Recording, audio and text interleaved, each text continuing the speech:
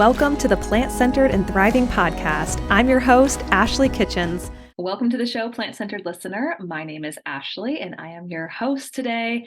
And we have an exciting conversation for you that I'm pumped to get into. Before we do that, last week I went and saw the Barbie movie.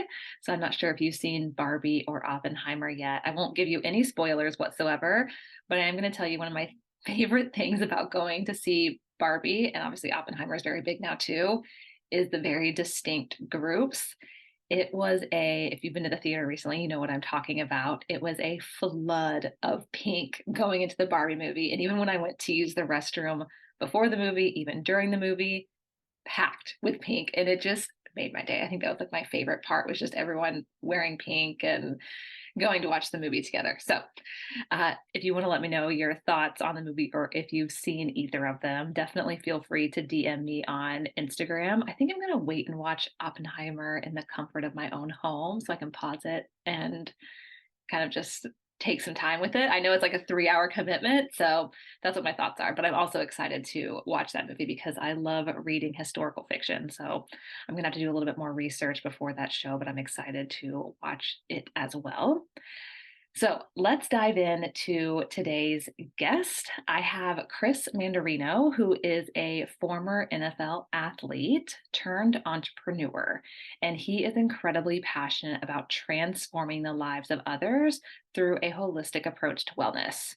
And this was inspired by his own personal health journey, which he talks all about, and it was very fascinating.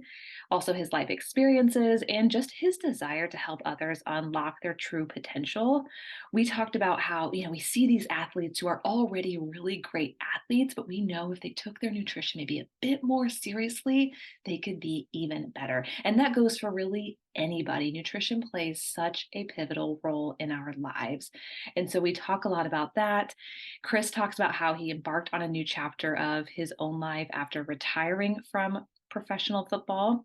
He founded a company called Lyfe Fuel, which we talk about at the end of our conversation, which is a cutting edge wellness brand that combines science-backed nutrition with a holistic approach to health.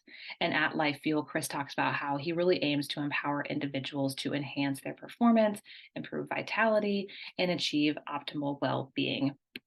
We also talk about his time living in a blue zone, which was incredible. He had some really great tips that came from his experience there, one of which I challenge you to do tonight or tomorrow, whatever it works out best for you. And we also just talk about his time in the NFL, what nutrition was like, what the emphasis was like there. And Chris just really is transparent about his own story, which I appreciate. So without further ado, let's jump into our conversation, my conversation with Chris, and welcome him to the show. I am really curious. I know our audience will be really curious to learn just more about what life was like in the NFL. And I definitely want to talk about the nutrition aspect while you were in there as well. So if you wouldn't mind just kind of giving us like maybe a behind the scenes look of what life was like, maybe leading up to it or even during it. Yeah, so I guess leading up to it, I guess there was the collegiate part of being an athlete. So that's, I guess, where sport of football got really serious as kind of the first taste of like a little bit of the business side of the sport to some degree, but even more so once you get into the NFL, obviously, because that's your full-time job. But as a professional athlete, your body, how you train, what you eat, is all extremely important. Not only for performance, but longevity as a player as well. So, it's in, looking back now, I know there's a ton more focus and resources, even more so than what I had available to me as an athlete. But you're always looking for ways to improve, ways to kind of gain the competitive advantage. And, nutrition for me was always something that I paid close attention to, the way that I was feeling my body. But probably even more so now, after being an athlete, than the time when I was playing. Yeah, that definitely makes sense. Did it change too from college where you're kind of figuring out, okay, like I'm going to make a career out of this, to the NFL where maybe there was a bit more pressure, maybe even a bit more structure around your meals, or was it kind of the same? It was actually very different. So for me, I walked on to Berkeley. So in my first year, we had a different set of coaches, and walk-ons were treated very differently than scholarship players. So I was also very undersized for the position that I ended up playing at Berkeley. So I was like a quarterback, a linebacker, and running back in high school. Because I walked on, they threw me in at fullback, which is a position I hadn't played, similar to running back, but I was extremely undersized for that. I was probably 200 pounds as a redshirt freshman. Okay. So, and yeah, it's tiny basically. So putting on weight was a big challenge and struggle for me. And what I would have to do is, as a non-scholarship athlete, we weren't given training table, which is like the one meal a day that the university essentially paid for us. And oftentimes we then practice, after the dorm closed the kitchen. So we'd be stuck like basically without a meal. So that was really challenging. And you're just kind of scrambling a lot of times. And as a college student, especially in California, once I did earn a scholarship after my first year and get a starting position, I got to sit at the training table and all that good Nice. stuff. But throughout the day, just kind of trying to, get by with what you can. So we'd find like deals on campus to get like a sandwich and a drink for like $3 or something, and that would be like our meal throughout the day, and then like a protein shake and a protein bar or something after training. In the NFL, obviously, you've got, food is always available because you're at the facility pretty much all day long. You're not, off at campus and, study hall and different things. And so there's a lot of that taken care of for you, or at least like more readily available. And I know like college has definitely changed in that regard too. When I go back to Cal, they've got like fueling stations at the facility and then down on campus and stuff. So, they've really become more knowledgeable about nutrition and how important it is to, keep athletes fueled up throughout the course of the day, and not just like the training table Yes. Right. practice type thing. So it sounds like, I mean, it sounds like too, there's a little bit more emphasis on nutrition now. And I know NFL teams and even colleges have on campus dietitians or on site dietitians that are sort of helping. I'm a dietitian, so that's my background, sort of like Yeah. helping make sure that you all are fueled to the best of your ability, because that plays a huge impact on your performance. And so I'm curious, when you were in the NFL, especially, like, what was your connection at that time? Because I'm sure it's a little bit different than maybe it is now to nutrition and maybe just fueling and performance and everything there. Yeah, I would say, the guidance I got during that time, it really wasn't great. It was kind of like there maybe was a nutritionist on staff, but it wasn't, as well integrated. It's like a lot of times if you were overweight and you had weight to lose just to kind of get in like better shape and conditioning or whatever, those guys would more so work with the nutritionist. Other than that, it was just like you got to eat more. So it's just like you're Yeah. constantly stuffing your face full of food, and that's where like eating became a chore just to get enough calories, right, to gradually put on the right kind of weight over time. And so, that's changed a lot. And in terms of both like how people are recovering, just like how they're optimizing diet for performance and all these different tool sets. And I think, that component has been just better integrated for all athletes, and the one thing that I thought should be the case, and I don't know if it is now, but you should almost have like a nutritional game plan the same way that you have like a playbook, or we had our academic game plan, as student athletes, to kind of just keep you on task to all these different facets that are important to focus on. Yeah. Yeah. I mean, that definitely makes sense. I mean, I feel like it would play a huge role just because, I mean, your training is super important. And so is the meals. So are the meals that you're eating every single day. Yeah, Yeah. exactly. And it's funny because you see guys who could get away with just, being extremely talented, and they're eating, McDonald's and fried food and stuff. And you're just going, this is crazy. I'm, working my butt off and I'm eating all the right Yep. stuff. And, it's just, but, that I think catches up to us all over time, right? The body Yeah. will eventually break down if fueled with the wrong type of fuel sources over Yeah. time. but it was just, when you're younger, you can get away with a lot more of it, or so it seems, because you don't feel or see the impact right away. But it's like the deleterious effect of that over time that starts to wear us down. Yep. Yeah. It's funny because sometimes I'll see athletes doing that and I'm like, I just know they would be, I mean, they're already amazing athletes, but it's like if they really Yeah. took their nutrition seriously, it's like I feel like you could level up just a little bit more. Totally. And that's something that you're always leaving something on the table, right? Like if you don't have your nutrition dialed in, I don't care if you're like a highly successful entrepreneur, a high level athlete, if you're not, mindful about that, that's maybe 1%, 2%, 6% better than you could be just by, having a plan around nutrition. Yeah. It's impossible to ignore nutrition and be achieve peak performance. Yep. Yeah, absolutely. I could not agree more. So I'm curious how your plant-based journey kind of started throughout all of this and if it started in the NFL or after the NFL and how that came about. Yeah, so when I was, it was kind of toward the tail end of my NFL career. I switched teams. I was with the Bengals to start, and then I was in Kansas City. When I was in Kansas City, Tony Gonzalez was also in Kansas City. He had like a personal nutritionist, and he was, I think at that year, 12-year veteran or whatever. Obviously, was on the track to be future Hall of Famer, all that stuff. And he was following a more, I don't know if he was following like a vegan diet or just kind of a more plant-centric diet, and kind of, sparked a lot of curiosity in me because, one, his physique was just like, he looked superhuman. Obviously, to be able to play that long in the NFL was also a testament to some of the stuff that he was doing.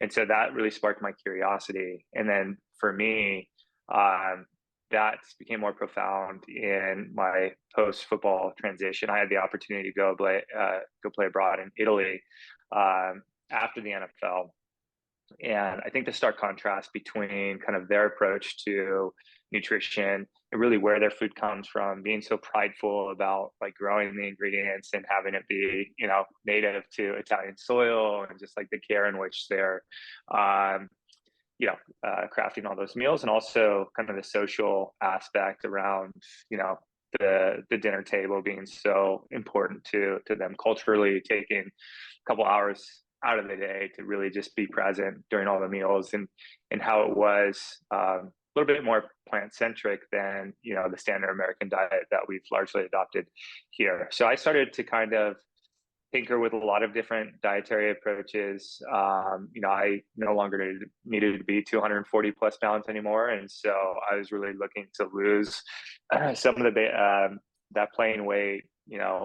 Reduce the body fat that I accumulated as trying to bulk up to 240 pounds, and I was still training at a really high level. But when I dialed in the diet and started exploring these different nutrition regimens, that's when I saw a massive shift, and it was really kind of the obviously the physique, but also just a reduction in inflammation. Like when I was in the NFL, because I was consuming so many calories and more, animal-based foods and a lot of whey protein, which is highly inflammatory and different things, I felt it throughout my body. Joints, bones like ached way more. I had constant heartburn and digestive issues and all this stuff. Energy levels would kind of be up and down. Yeah. You eat a massive meal and you just want to go to bed afterwards. And, Yep.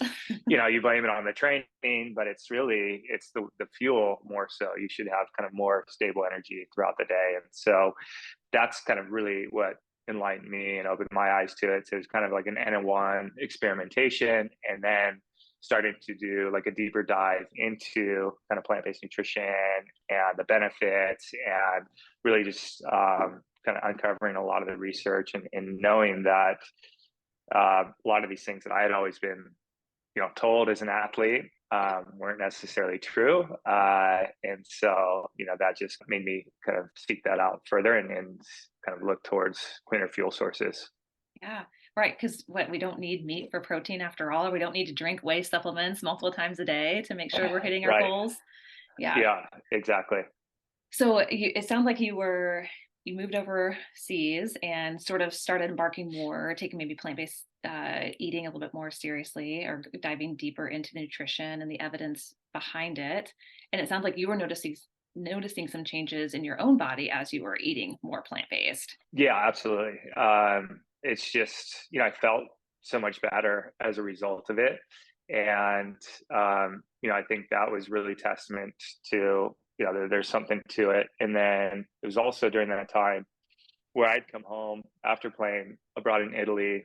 My dad, he'd always struggled with weight personally, and he kind of was in a place where he wasn't, really that healthy. Didn't look great. Was having like some kidney issues and other things, and Mhm. I kind of sat down with my mom and said, hey, we need to, kind of intervene here and get this dialed in. And so started to educate her with a lot of the stuff that I learned. And then she kind of took a more vested interest in, cooking more plant-based meals, really reducing the total meat consumption down. And a lot of the other things too, I think is the culprit of the ultra processed foods and like all the, refined oils and, excess sugars and all that stuff. So getting that out of the diet, I think is probably the most profound thing. And then being really mindful about, if you are keeping any types of animal foods in the diet, being really mindful about the sourcing and quality. And that goes for, plant-based foods too, right? If you're eating a bunch of plant-based foods that are sprayed with pesticides and herbicides and stuff, that's not Yep. going to be great either, right? So it gets really tricky, but I think that's where, the closer you can get to the source and really do your due diligence and understand, where your ingredients, where your foods come from. That's, how you really take back control over, diet, nutrition, and health. Yeah. So how was that information or kind of like little mini intervention, quote intervention received with your dad or with your family? Was it? It was definitely challenging at first because I think, people kind of get stuck in their ways and, they Yep. just like you develop habits, good or bad, Hmm. over time, and that's really tough to change. And especially as it pertains to food, there's certain things that we maybe they're family traditions or comfort foods or whatever, and so like those patterns are tough to break, but I think it was very clear that something needed to change. And so it started slowly. And usually the first step was like getting rid of the junk in the home environment and me getting into the cabinets and Yep. refrigerator and throwing like 95% of the stuff in the trash can. And, even that process alone, it's can be very challenging for someone. It's like, because it feels wasteful almost, Yeah. but like when you're going through that in an educational way, it's like, well, this is not food. None of this is food. Our Yeah. bodies don't recognize this as food. This is just, chemicals and garbage. And like we need to eliminate that. And then, setting up the shopping list to know what to look for. And so it's really that educational foundation around food. What is real food? What is not? And kind of like, getting them up to speed on that. And then the results were profound. A lot of like the conditions that he was struggling with slowly faded away. He came off a lot of the medications he had to take, and just overall looked, felt way better. And so that was like really exciting to see. And I feel like the education, the why behind it is usually the most powerful thing, and really teaching people that skill set that they can carry forward, and understanding that's not any like dogmatic approach to dieting. It's really getting back to understanding what, nutritious foods are, why nutrition is so important, and how to get that, in foods that you really enjoy as Yeah. well, right? Yeah. And kind of catering to like different tastes and preference, and all those types of things. Because really food is meant to be enjoyed. It needs to be full of flavor. It's not about like just eating salads all day. It's Yeah. understanding, the societal and cultural impacts of food, and that really is a powerful way of bringing people together. And it's not something that should be taken away. It's just reteaching how to kind of keep those tastes and flavors and just kind of reposition them in healthier ways. Yeah, no, absolutely. I mean, we live in such a go, go, go busy world, and these convenience foods, ultra processed foods are constantly around us. And so, like you said, it's like, how can we make these choices that go beyond just taste or convenience, but also take into effect our health and our longevity as well? Which it sounds like that's a lot of what you learned while you were overseas. And were you living in a blue zone at the time? Or I know you've been a part of them somehow. most recently, my wife and I were living in Sardinia, Italy, which is known as one of the world's foremost blue zones, and really seeing firsthand kind of that centenarian approach to life and experiencing that, for as long as we did. And I think it really affirms kind of these principles that I just spoke about. A lot of the stuff in Sardinia comes from Sardinia. They're not really importing a lot of food from elsewhere. They have the ability to produce a lot of this.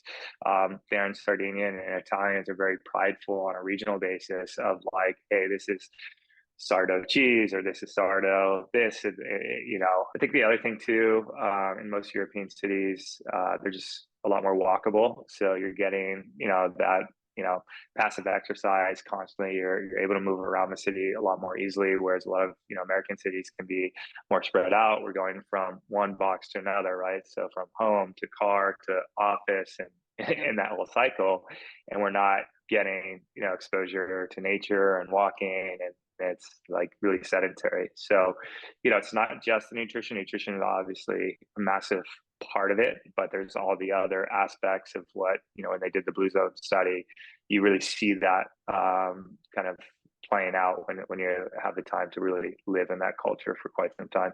Yeah. Oh, I'm sure. And it's funny that you kind of touched on ultra processed foods again too, because I was reading something where it kind of talked about the real popular diets of today, or like the past 10 years, being keto, paleo, plant-based. And they talked about these diets and that the people who go on them or live that lifestyle, they feel amazing. They're very passionate about them. There's keto enthusiasts out there, there's paleo enthusiasts, there's plant-based enthusiasts. But what a lot of these quote diets have in common is that they don't have a lot of ultra processed foods as part of them. Exactly. And I found that fact because I'm very, very pro plant based. But when I heard that, I was Yeah. like, well, that is a really good point. It kind of opened my eyes to kind of looking at nutrition just like a little bit differently. Yeah, I think that's you hit it right on the head, and that's kind of like the same philosophy and approach that we've taken. Because no matter what you do, if you're going carnivore, keto, vegan, or whatever, if it's centered around real whole foods, you're going to feel better. Yeah. And you don't necessarily need to go to these dietary extremes. And at the end of the day, there's no one size fits all approach to diet and nutrition. Anybody that's trying to kind of push a narrative around keto or carnivore or vegan, just like you should run the other way, because they don't know anything about your bio individuality. They don't know enough about like what's going on in your genetics, your gut microbiome, your socioeconomic conditions, what your personal health goals are. It's so Yeah. much more complex to that. And it really, I think that's where personalized nutrition and really understanding that entire picture is really important. It's fascinating to see kind of the growth and development along that spectrum, and starting to use some of these diagnostic tools and other just kind of core principles around health and nutrition. When applied, you're going to feel and look better, and you don't have to go to these extremes necessarily to get the results that you're seeking. Yep, I completely agree. And it's cool to see that there's more and more research coming out. I mean, there already has been a lot on ultra processed foods and how it shortens your lifespan and obviously causes a lot of inflammation amongst some other Yeah. things. But it's neat. I think that research is just going to continue to grow and continue to hopefully kind of veer us in a better direction when it comes to our food choices. Was there anything else while you were in Italy, especially, like anything else that you learned from the blue zones that that kind of shaped, your experience or your outlook on health aside from what you already mentioned? Yeah, I mean, one of the things that's quite interesting, and I don't know that it'll ever fly here in like American society, but they still have siesta in the middle of the day. So things, will shut down from, basically 2 o'clock till 4 or 5 o'clock.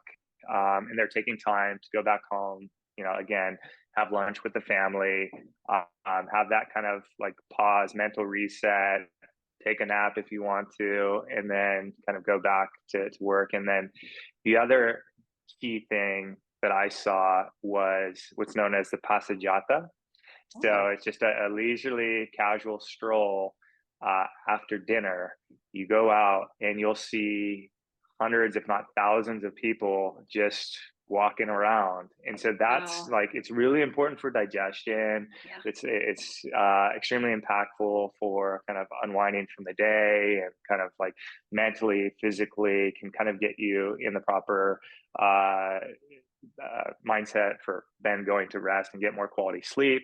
Sleep is obviously massive for sleep is the best form of recovery. So if you're not sleeping well, everything else is going to go haywire. So I think those two things were really remarkable. I was like blown away. The first time that we saw it is like, holy cow! Like, I there's bet. literally thousands of people just out walking, and this is 10 o'clock, 11 o'clock in the evening, Yeah. just going out for a casual stroll, the passeggiata. Wow. Yeah. If I saw that in my neighborhood, I would be thinking something is wrong. Yeah, totally, Yeah. yeah. Huh. That's pretty cool. I mean, I think that's something, if you're able to do that, you listening, I think that's something if you're able to get outside and go for a leisurely stroll, whether it's to your mailbox and back or out in your backyard or even around your neighborhood, if that's accessible, I think that's a great idea, especially after dinner, like you Yeah, said, because that's great for digestion. totally. And leave the phone at home, or like, put it on, Yep. airplane mode or something. Just go out and walk. And, if you can do it in nature, even better. But just be with your thoughts. If you're walking with somebody else, have a nice casual conversation. It's just like that, I think is really, really important for mental health, and just all the other, wellness benefits alongside it are profound, more than you would think. I mean, here it's always like, okay, let's go hard, let's go fast, let's get our workout in, our hit, our strength Yep. training and all that. But just like, casually stroll has amazing benefits, and like the immersion in nature, get into natural landscapes, go sit in a park somewhere, just get into like nature whenever possible. And that really will do wonders for your wellness and mental health as well. Yeah. Yeah. Okay. You heard Chris. We're all going for walks tonight after dinner. So, There you go. yeah. Well, Chris, I'm also curious what life was like kind of transitioning from being a professional athlete to becoming an entrepreneur, and kind of how that transition went. And I'd love to hear about what you're doing now as well. Yeah, so that transition, extremely challenging. You kind of, you're chasing this dream, from the time I can remember. Ever since I was a little kid, I wanted to be a professional athlete, professional football player. My dad had the opportunity to play in college. I always admired and looked up to him because he was able to chase that dream. And it's definitely something that I wanted to do as well. And I try to be proactive in preparing for life after football, but no matter how much you do or how, prepared you think you are, it's never an easy transition. And I definitely struggled with it. I know a lot of guys do, because it's kind of like the loss of an identity, a lot of, especially once you've made it to that high of a level, a lot of your friends and family get to know you as Chris, the football player, Chris, the professional athlete, right? And so now that's over. Now you kind of have to step into the next chapter and redefine, who you are, Chris, the businessman, Chris, the entrepreneur, or whatever, and kind of prove yourself on a new stage. And just kind of, I think, searching for what that life's purpose is going to be was a big part of the challenge in trying to go through that. So that was tough, but what helped for me is just trying to apply the same things that worked for me as an athlete. So the self-discipline, the work ethic, trying to kind of keep a daily schedule and routine around certain things. That started to pay off, and I was able to kind of get my feet wet kind of on the corporate side of things. I was working the medical side of nutrition as kind of my first role uh, when I was done playing football.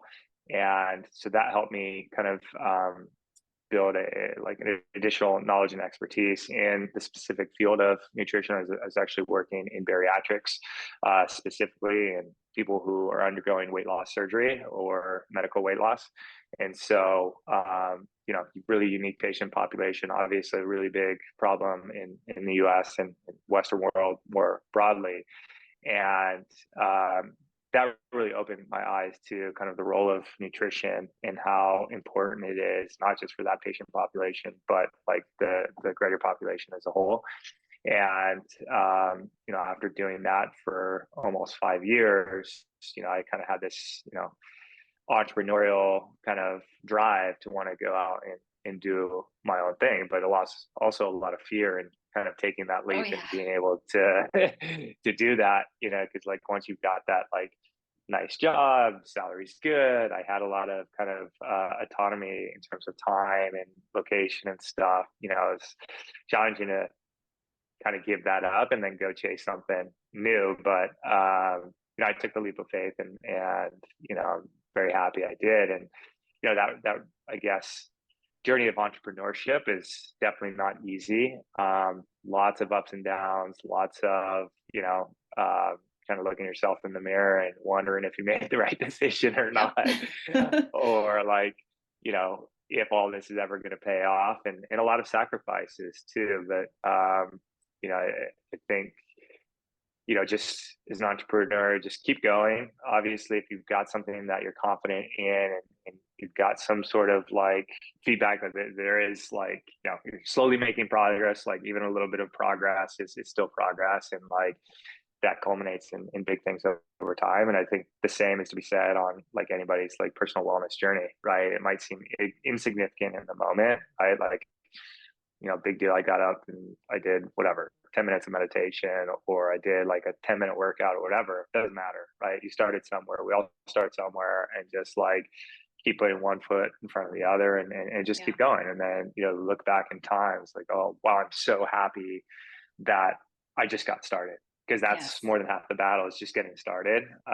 Because and getting out of our own heads and just having the belief to be able to do that. And then also kind of like making sure you have the proper support system around you. You're spending your time with friends, family, and interests where that's going to kind of support those endeavors, and not kind of deter you from trying to reach your goals. But it's definitely been a challenging transition, but extremely rewarding, and so happy that I had the right people around me, and really confidence in myself to have a go at it, and walk this journey.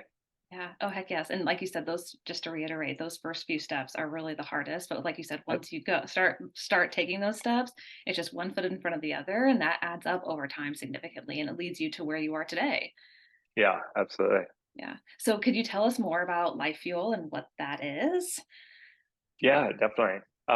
So Lyfe Fuel really it came about as kind of a combination between my own personal experience, obviously as an athlete and everything that I just talked about, and then working on the medical side of nutrition in bariatrics. So when I was there, I was educating both doctors and their patients around nutrition, because I don't know if your listeners know, but most physicians don't get, hardly any education in nutrition. And that's kind of why when you go see your GPP or anything with any specific like ailment, they're probably not talking to you about lifestyle, diet, or anything like that, right? It's not an education that they received.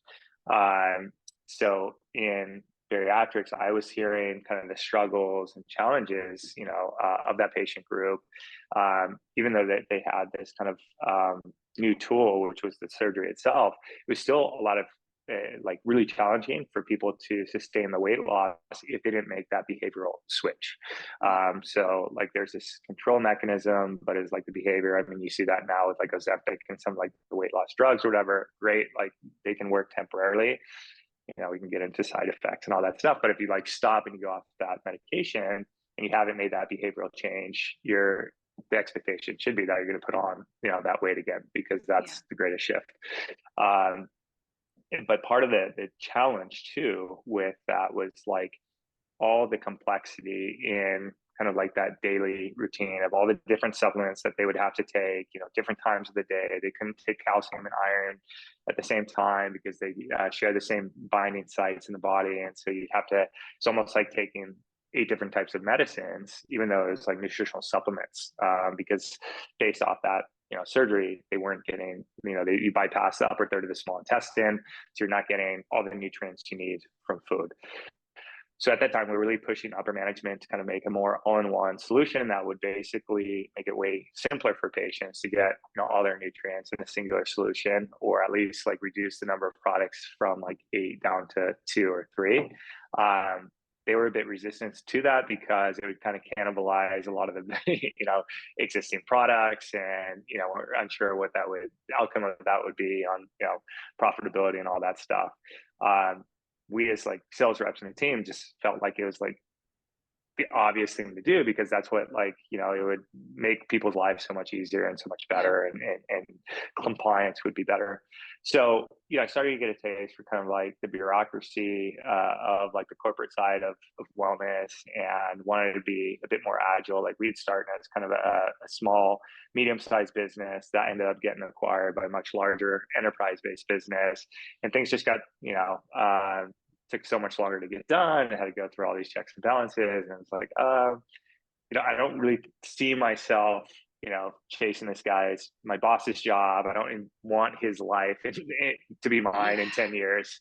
So I need to like pivot. I need to do something else, and I think that's always a good inflection point. Like if you're in that corporate environment, if you don't like desire, the person's job above you, or even two roles above, whatever that might be, maybe it's time for to try something else. And that's what it was for me. And so it's, again, as I mentioned, it's like very scary to get started, but I felt like there was enough market demand based off kind of the conversations that I was seeing and hearing kind of in the space. And then through the research, I started to see, okay, well, the same series of like nutrient challenges, deficiencies, insufficiencies that exist in this unique patient population actually exists in the broader consumer population as well. Like we look at it, 95% of Americans are not getting one or more of the daily requirements for vitamins and minerals, and so like, okay, this complete solution to nutrition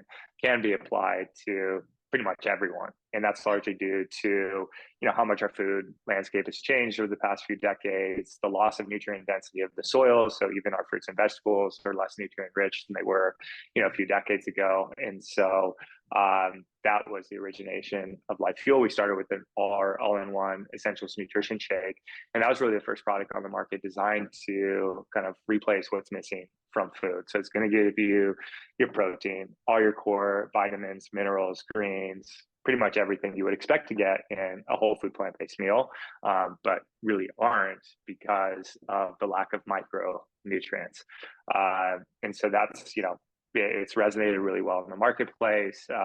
Obviously, there's other people kind of in this space of all-in-one solution, but still very few that actually combine the protein and the micronutrients and the greens and everything in an all-in-one solution using more functional nutrition standards, and not just like a generic like 20% or 10% across the board as like a meal replacement shake. So that was really our unique approach, is really looking at nutrient density first, looking at the science and what people are largely lacking or missing in modern diets. Not just, okay, you're probably getting enough B vitamins, vitamin C, and some other things, but not enough vitamin D3, K2, choline, boron, some of these harder to get nutrients. And so that was really our core focus. And from there, we've continued to like build the business. We've got a digital wellness aspect to it. My wife's a certified health coach, so really leaning into that. More so, we've always had our Lyfe Transformation program, because that was really our goal. Beyond just being a physical products company, we're a transformation company. It's really giving the people tools and resources that they need to empower them to make the decisions they need around their health, and really see meaningful results. And a lot of times that's more than, just what you're putting in your body. It's, all the other things that you're doing on a daily basis.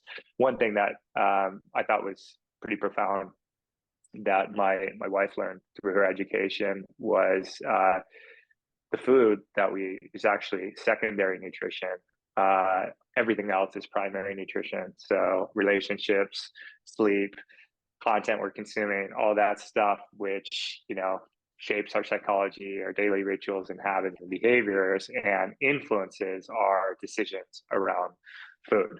So it's really making sure we've got a proper and mindful approach to that first, and then obviously understanding fuel and nutrition as well as an important cornerstone. Yeah. So really excited about some of the things that are coming down the pipeline with the rebuild of that program. Got a lot of really exciting things in the product development pipeline. I've actually been reformulating our hero product, the Essential Shake, for the past 3 years now. Cool. To do some really, yeah, some things that are extremely unique to the industry. So we're taking 100% whole food approach to nutrition, meaning no synthetics, Wow. no synthetic inputs, no chemicals, no nothing. I haven't seen anybody else doing that. We launched that in our bars, our essentials bars, about a year ago, and so that's the first bar that I've seen on the market that's exclusively made from 100% real plant-based whole foods. So our Wow. vitamins and minerals, there's 27 different vitamins and minerals that give you 25% of the daily value, but that's derived from like sweet potato and cranberry and mushroom instead of long list of chemicals that you can't Yep. pronounce, I think. Yep. So, That's really impressive. I know that takes well, I don't know, but I'm sure that takes a lot of work to do. oh, it's so much. But it's cool because there's been so much innovation in the space. I think as people have become more aware of about the benefits of plant-based nutrition, a Yeah. lot of the ingredients and all that, the industry is really kind of evolved so much in that space, and that's why we can start to integrate some of this stuff now. Didn't exist when we first started the business, and so we're constantly trying to stay on the cutting edge of that stuff and really lean into the science and kind of innovation around the ingredients, and then building transparency into that entire value chain so that people can understand who the growers are, where these ingredients are coming from, Yep. and all that stuff. So it's been a long project, a ton of work behind the scenes, but Yep. it'll be cool when it's said and done and we can finally launch that. Oh So yeah. Heck yes. That sounds really exciting. Yeah. yeah. Well, if people are curious, and I'm assuming they can, check out Lyfe Fuel. Where's the best place for them to do that?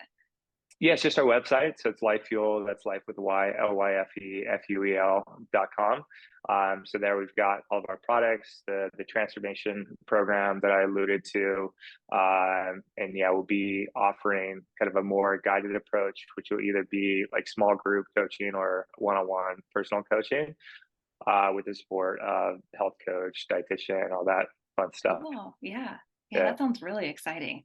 Well, if people are curious to connect with you on like social media or follow you or anything like that, where's the best place for them to do that?